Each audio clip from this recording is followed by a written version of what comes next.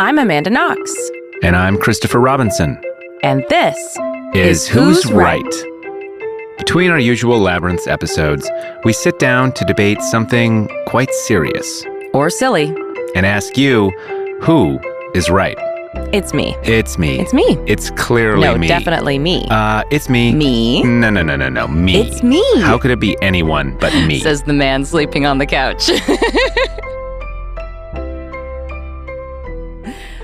Good morning. Good morning. It is morning for us. It is. It might not be morning for you, given the atemporal nature of viewing content online. In fact, you might be viewing this from the year 3025. Wow, if only we should be so lucky and civilization hasn't been utterly destroyed. Come on, 3025. Wow. A boy can dream. It's going to be the AI. And the survival of civilization. So today we're talking about curveballs. Speaking of curveballs. Because time, the ultimate yes, curveball.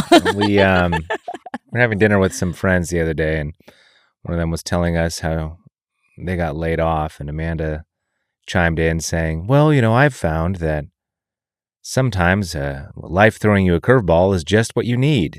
Okay, I don't know if I said it exactly that way. Let me clarify what I was trying to say. Clarify. So, obviously, I don't wish... So, let's define curveball also. So, an unexpected thing that comes at you that typically leaves you in a lurch, right? Yeah. That's a curveball.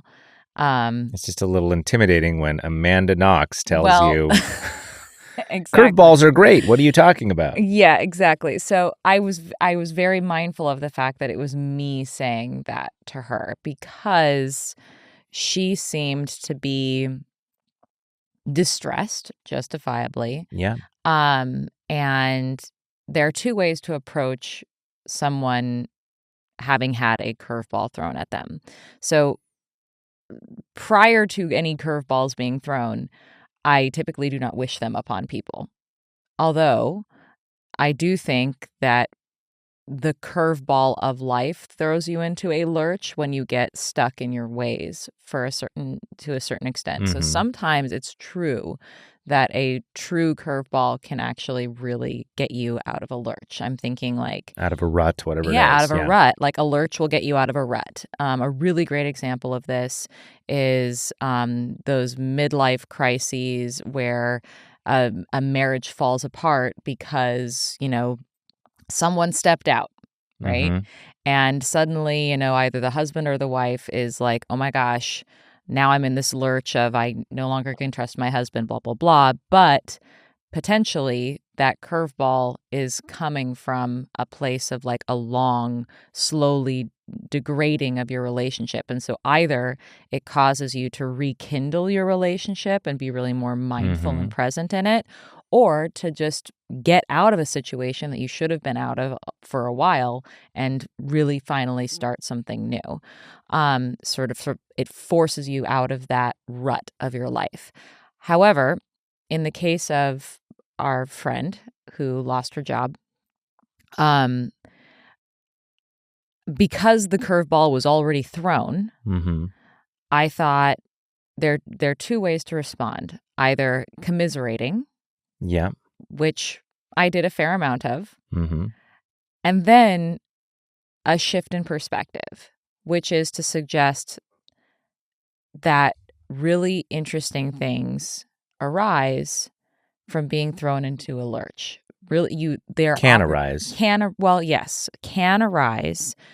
and you learn things about yourself when you are called upon to respond to difficult situations. Now, that said, I do not think that everyone responds well to curveballs being thrown at them, and sometimes that can put them into a deep depression or whatever. I think it's worth noting that there are also more like meteorites. There are curveballs so big that they hit you and you So don't recover from them. actually, I'm going to push back on that and suggest that it's not the size of the curveball slash meteorite, it's how you respond. Because there are some people who get thrown a little bitty curveball and it like wrecks them. And there's Yeah. some I people who mean, are get we getting into thrown free will? No, we're not getting into Okay. free will. We're getting into perspective. And the thing that I was It trying just to seems insulting to me if someone's like child dies in a horrific accident to be like, have some perspective. I'm obviously not going to say so what I mean by have some perspective, there are two ways that you can intend it. It's have some perspective, like someone's been through worse. You think you've lost a kid? Well, someone lost 10 kids, like that's not the perspective I'm talking about. That's an asshole. The perspective I'm talking about is that whole stoic philosophy of there is always opportunity in the obstacle. And any time that I've encountered somebody who has lost things or been thrown a huge curveball, including the loss of a kid, I have been, I have seen that if you take the perspective of my life is over, then your life is over. But if you take the perspective of there's something of value that I can derive from this experience, then you are going to arise out of it. And so when, like, for instance, we interviewed recently the woman whose child died in the school shooting. Mm-hmm. And to honor his life, she began this whole journey of connecting with other parents and like all of that. So, like, in the worst possible tragedies, if the only perspective you have is this is what I have lost, this is what my life should have been, then you are going to suffer and you're going to have a hard time getting out of it. And so when I told our friend this curveball might be actually a really interesting opportunity, I was very genuinely asking her, well, if you weren't doing this job, like, what is this job an obstacle for? Like, let's say you weren't just fired from this job. What was this job preventing you from doing? Totally. And now that you don't have that job, what can you do? And I was trying to like say that in the least assholey way possible. I hear you. What I'm trying to acknowledge here, that I feel like you're dodging a little bit. I'm not dodging. I directly confronted this. No, is that sometimes people get broken by curveballs and they just get seriously broken and they never recover. And the way you're talking about it to me sounds like, well, if you just have the right perspective, it's on you to treat that obstacle as an opportunity. And if you don't, I guess it was on you for not doing that. And it's like sometimes the curveball life throws you is just too big to transcend, and it's not your fault if you don't transcend it. Now you're getting into the free will territory, which is are you constitutionally capable of finding the opportunity in the obstacle, which you can have compassion for that. But like I'm saying that like any obstacle has an opportunity in it. I feel like you don't have to go all the way into the free will conversation to recognize that on a very intuitive level, there are some curveballs, there are some life setbacks that are so big that I really don't fault somebody for their life being in tatters when that happens to them. Like if someone's child dies in a school shooting, it's notable and exceptional if that person rises from that tragedy to have an emotionally healthy life. So I never said that I was judging anyone. I'm not judging anyone for not for struggling. And okay, well, that's when I say like a curveball might break you. Like if your life has just been going downhill since that horrific event, like I'm not judging you. I want to honor the fact that like sometimes a curveball just sucks. And the question before us here is like, are curveballs in life always opportunities if you see them that way, or they're survivable? But even the ones that like aren't survivable curveballs, like a terminal illness, like some people like stop bullshitting their way through life and then like fully live their life for the amount of time they have left. So like you're taking the Stoic line. You're taking the Seneca, Marcus Aurelius line here. It reminds me of that Marcus Aurelius quote about like if the obstacle, I'm paraphrasing this, is survivable, then stop complaining. You'll survive it. If it's not survivable, then it will destroy you, and stop complaining because you won't exist. Right? Well, I'm not It's going to basically what you're argue. saying. Well, I'm not arguing. So I never said stop complaining if it's not survivable. If it's not Are you survivable, saying, complain away. I mean, the other version of this is that, I pity the man who has not suffered, for he does not know what he's capable of, right? Look, Do you think it's good? I mean, maybe the way to shift this is like, do you actually want to encourage your own children even to like face some curveballs? If you see a curveball coming, do you block it or do you let it hit them? I think that life is going to throw them curveballs. I do not need to manufacture curveballs, nor do I need to like see a curveball coming their way and just conveniently let it slip by.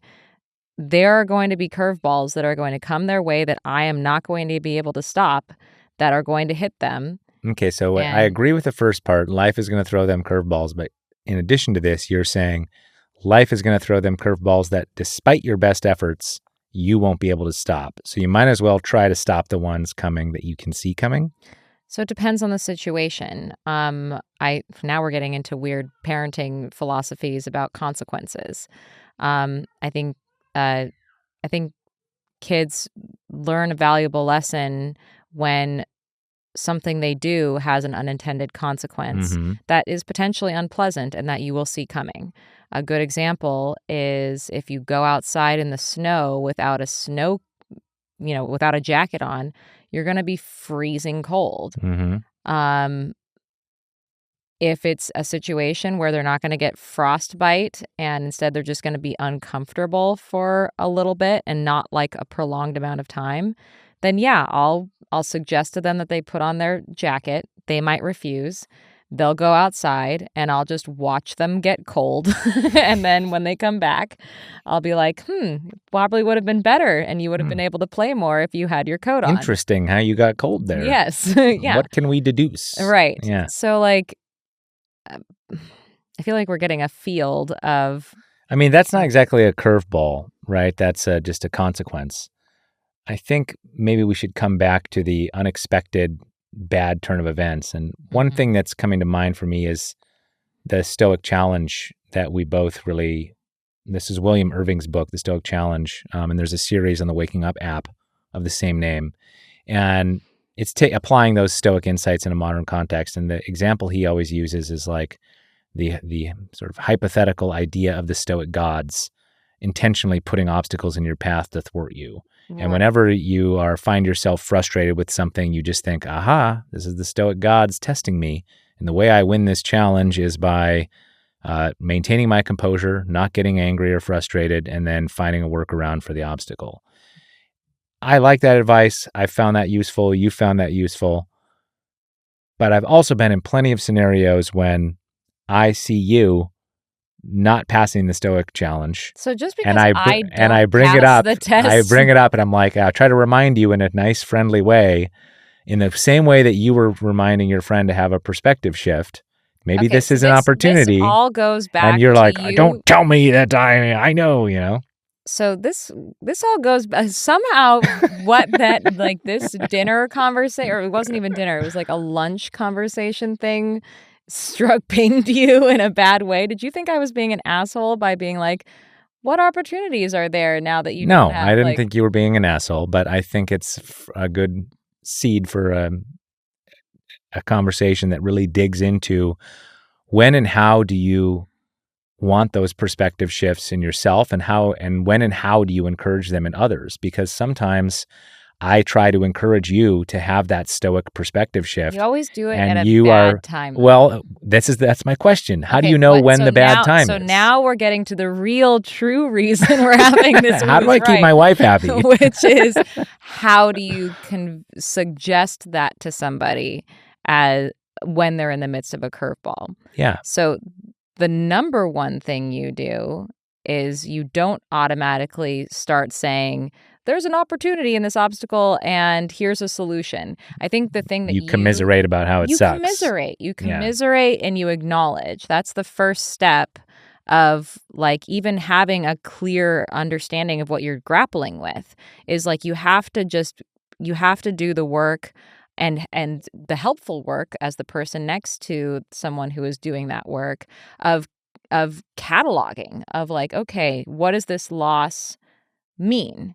Now, Mm. and that's also good because it can stop the process of catastrophizing. Because I Mm. think somebody might think I've lost this, therefore I'm losing everything. But then when you do the cataloging work of like, what am I actually losing? Yes, I'm losing an income I think, that I'm relying on. So like can I back that's you up a minute? yes. I really love this way you're phrasing this of cataloging. Mm-hmm. Cataloging what it means. Mm. And what it means is lots of things. It means some losses, Mm-hmm. but it also, as you said earlier, means some new opportunities. Yes. And I think framing it not as like cataloging the losses, but just cataloging what it means. Yes. Because it does mean losses. And that's and what don't pretend it doesn't. And this is what I think is the perspective. Like, make sure that you have a clear perspective of what the curveball is and means.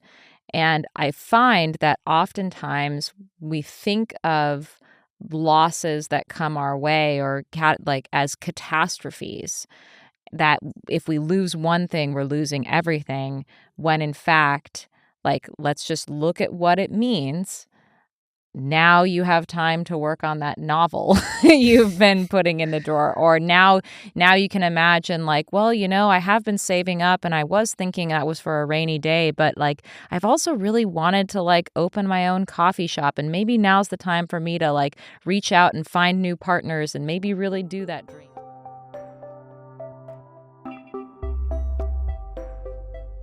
Hey listeners, thanks for tuning in.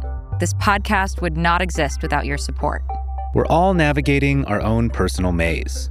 And you don't have to be stuck in a prison cell to feel trapped in your own life. Our mission with Labyrinths is to find growth and resilience through trauma, and we do that with a commitment to our core values. Curiosity in a time of outrage. Compassion as a tool for understanding. And the courage to ask hard questions and avoid easy answers. Please consider becoming a patron. Visit patreon.com/KnoxRobinson. For as little as $5 a month, you can get ad-free episodes and join our online community. We even offer signed books and live monthly video hangouts. So please, grow with us. Join our community. Visit patreon.com/KnoxRobinson. To you, a scenario from our real life that basically just feels like a terrible thing that happened. Uh-huh. One day on Christmas morning, our cat gets hit and killed by a car. Now, with the distance of time, I can look back and say, well, if that hadn't have happened, we wouldn't have eventually gotten this new kitten a few years later, who is now a member of our family and who we love. We may not have developed as much of a safety routine around the outdoor access of our other cats, and maybe they would have suffered similar fates. And now they haven't because we've kept them safe. Mm-hmm. There's various good things that have come out of this, but I can't help but feeling that the curveball of our cat getting killed on Christmas morning and then us having to like grieve through the holiday season was just a shitty thing. And that I almost resent trying to think of it as to look for silver linings in something like that. And I could see how people would really be stuck in that space of like, screw you for telling me to find silver linings in this. This just sucks. Well, so I actually I'm yes, on the one hand, yes. But also I think it was really interesting that it just happened to occur on Christmas Eve. So the very next day was Christmas. We're going off to like celebrate with family. And we spent like, we had this like very awkward scenario where we were grieving, like in literal grief, while everyone's like opening presents and stuff. And I thought it was so interesting who was able to be there with us in our grief, because our grief was incredibly inconvenient. And I found it really interesting and enlightening who was there for it and who wasn't. So So the silver lining is it really, You find who you know you can yeah, grieve with. And grieving is really important. It's one of the most important things that we can do in our lives that everyone has to do, but no one gets specific yeah. I mean, it was practice. also our first grief together as a couple, Hmm. serious grief. And then and then the weird thing was then we had all of our family there to either support us or not support us through that grief. So It's still a thing. Like, I don't wish anyone's cat to die so that they can get that insight no, into grief, though. you don't You need know? to wish curveballs upon people. They just happen anyway. Well, it Like, happened to some people more than others, you know? So, do they? yeah, I think so. Do they? Yes, we live in the United States of America in 2024. We won the lottery.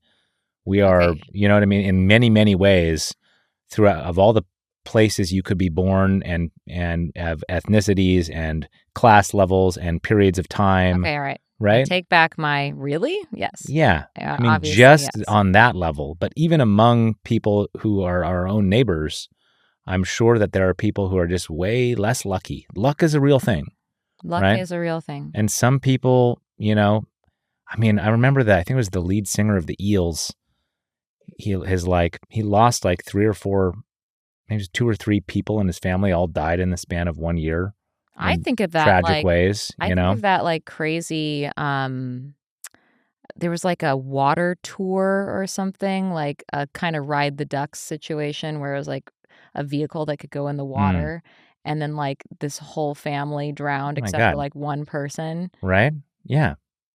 I mean, think about what happened to Weird Al's parents. They died of asphyxiation from a gas leak in their Right. house. They both died at the same time. Like, what a thing for them, rotten luck, and what a thing for him. Mm. Like, a really, really terrible, hard thing to deal with.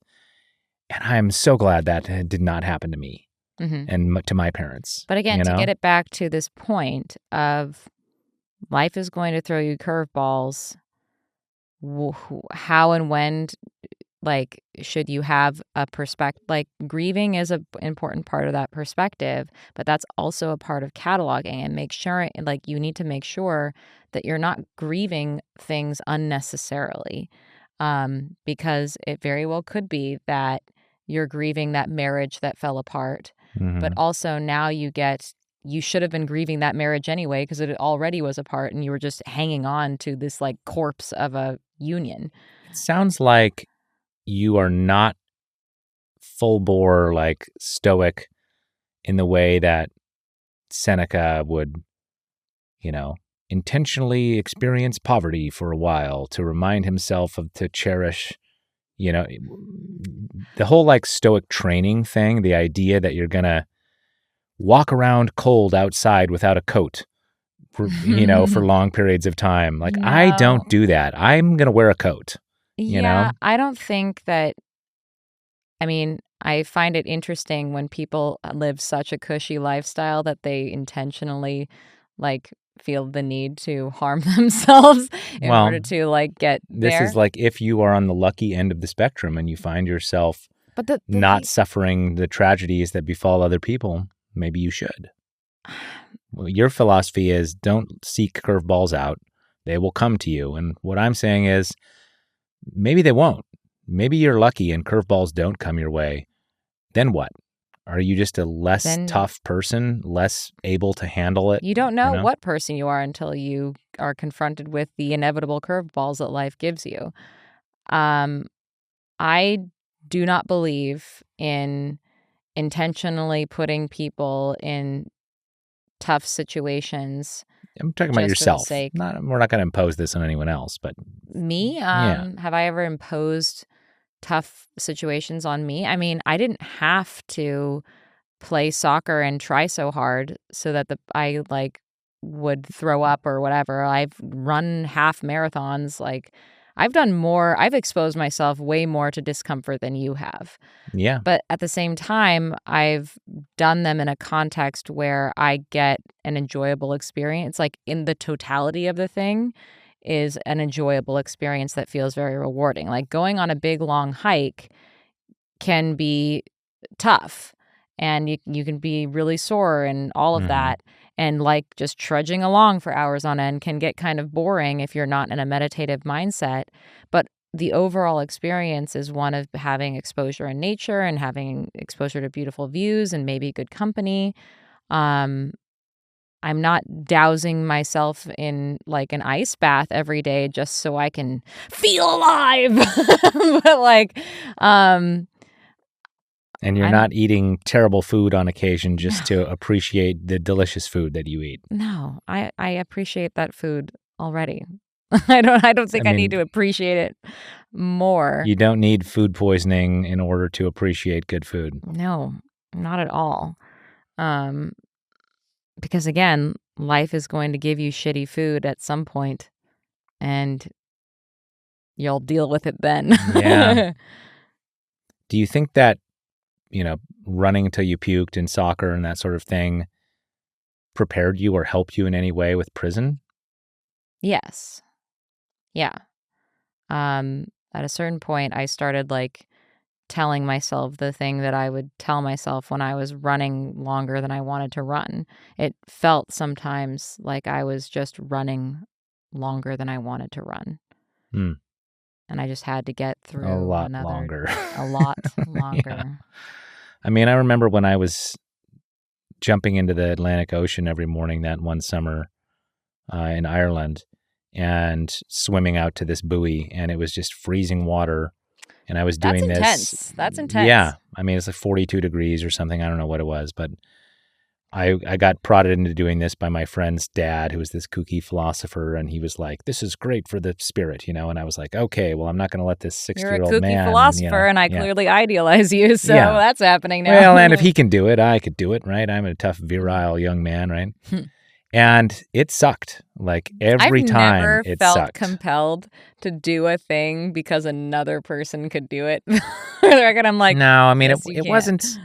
wasn't in a competitive way. It was more in a like him giving me permission to access that part of myself that wanted to challenge myself, Mm.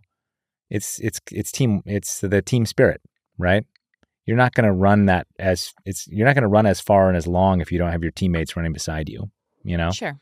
So, I would swim for, I don't know, 50 yards, and it wasn't that far.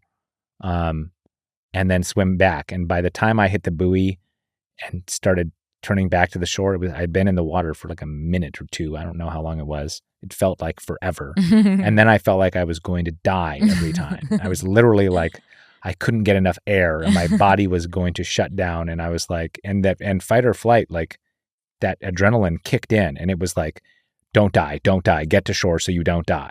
Like that's what my body was like screaming at me every day I did that.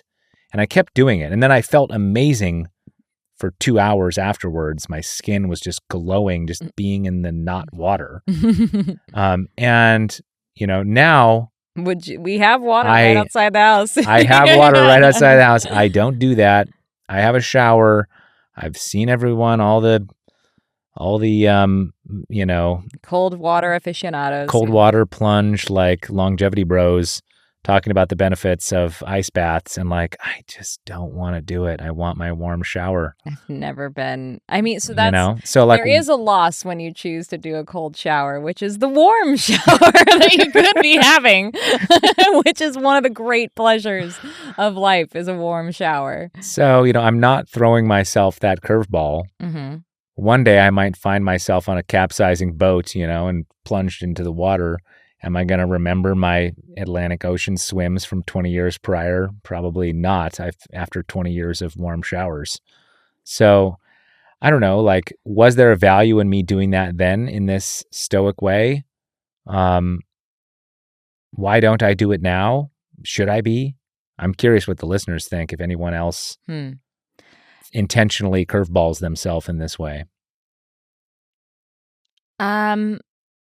I mean, I do think that you don't even have to have gone through a similar tough thing in order to access the toughness that you were able to embody in that previous moment and apply it to a new thing. So again, like the soccer thing helped me with the prison thing even though I had no preparedness for the prison thing, the part of me that knew what it took to be tough Mm-hmm. through one situation applied to the other. Totally. So in the sense that previous experiences can help you access parts of yourself that are necessary to survive experiences that require you to be able to Mm-hmm. be tough, as opposed to ones that don't necessarily require you to, because you don't have to do them. Mm-hmm. Um, there's something to be said for that. But again, I feel like you I'm just having trouble thinking of how even the luckiest person in the world would get through life unscathed by something, even if it's like witnessing the bad luck of someone they love. Like, you Yeah. have to be It's the also luckiest person in the all world and a psychopath not to be unaffected it's by also life. relative Yeah. in the sense that your worst day is still your worst day. Yeah. Everyone has a worst day. And, I love how Sam Harris points out about, the lives of the rich and famous. Just look at anyone's life and it's like, people wouldn't be dealing with drug addiction and depression and suicide when they're famous movie stars. You would think if that solved all your problems. Well, clearly it doesn't, because humans are built to adjust to a new normal and to move your goalposts. And also, you know, being famous is not all it's fucking cracked up to be. yeah. So I'll just Well, put that out there. I mean, is the same with being rich. Do look at Elon Musk's life? Does he look like a happy guy? I don't look at Elon Musk's life. So I mean, I see his behavior on Twitter, and it doesn't strike me as a guy who's filled with great emotions all the time. I mean, most people on Twitter don't. I'm sure there are some people who are like just really having the time of their life, but I've yet to find them. I mean, aren't they those users that just put up like cat memes or something? Yeah, like, the guy, I follow this guy who is like he like rates dogs, but he always rates them like 14 out of 10. Yeah. Okay. All right. The guy's doing it right. He's doing it right. Just finding the good in the dogs. Putting out good content. Well, maybe it's time to turn this let's turn over it to the listeners. listeners. So, am I a jerk for being like, no, I know I'm not a jerk. I was being nice. It's also you, though. Well, do you think that because it was me, it was coming across as a little shamey? Like, you think you've had it bad? It's not that it comes across shamey necessarily. I think it's just other people can't help. When someone comes up and talks to you and they've survived some really terrible thing, it's really hard to care about your own problems. And I think it's, even if they're commiserating with you and you're like, I lost my job, or like, and the person who lost their whole family to the Nazis comes up and they're like, you'll get through it. And it's just like a little bit like, well, yes, if they can get through that, I can get through this. But also, did you really have to bring your silver lining in here? Can I? Fuck you and your silver lining, you amazing person. Yeah. Who clearly has the secret to surviving shit. Anyway. This happens to me all the time, though, is when I go and give a talk or something, and then somebody will open up to me about something that's going on in their lives. And I've never felt like I had to hold back in any way of what I'm thinking. Like, I chatted with this one lady I brought up her husband cheated on her, blah, blah, blah, blah. And I was like, it seems like you're holding on to a lot of anger. And she was like, yeah. And I was like, is that because you're afraid, or is it because you are still processing? And she was like, what do you mean? And I was like, well, there's anger is not an incredibly useful thing for you to feel. So either you're holding on to it because you're afraid if you let go of it, you're going to be vulnerable again and someone's going to hurt you, or you're just not done being angry because it's recent and you're just still processing it. And she was like, no, I think I'm holding on to it because I'm afraid. And I was like, well, he's already done it. So I don't think it's fair to project that onto the next person, and you're not even dating anyway. So is this anger useful? Or is it just keeping you bottled up? And It's different when you've just bared your heart to somebody about your struggles, and and then they come up to you and say and open up about their struggles, uh-huh. versus if you find yourself at a dinner party and someone shows up and their cat just died. It's like you're not expecting grief or loss or something to like enter into your world right then. And that was sort of our situation in that dinner party, is like, oh, okay, like we're all here to have a good time, but also one of our friends is dealing with a loss of some kind, an important loss, and let's make space for that loss, let's acknowledge it. But also, how and when do you shift it do to you a help more them positive shift? Yeah. view? Like, ooh, do you have any ideas of what's next? Like, because I don't know. I've been fired from a job before, and a part of me is like, you didn't want to be in that job anyway. I don't know that I've ever been fired from a job. Oh, I've definitely been fired Just from a too job. good. It's too good of an employee. You know what? I was not very good at working at Dick's Barbecue because I did not want to flirt with the customers. So it was a good thing I was fired from that job. Okay, well, questions for you. Are curveballs opportunities? Would you wish them upon people? Are they inevitable? You don't wish them. As Amanda suggests, would you wish curveballs on everybody? No. Does experiencing a curveball make you stronger? What are the curveballs that you have faced, and have they helped you or hurt you? Have they been transcendable or untranscendable? Are you still spinning from that curveball? We'd love to know. Thanks, everyone. And as always, you know where to find us. On Twitter. At Amanda Knox. At Man_Bridge. On Instagram, at Amama Knox. At MC Carbon. And all of it is on AmandaKnox.com. Till next time.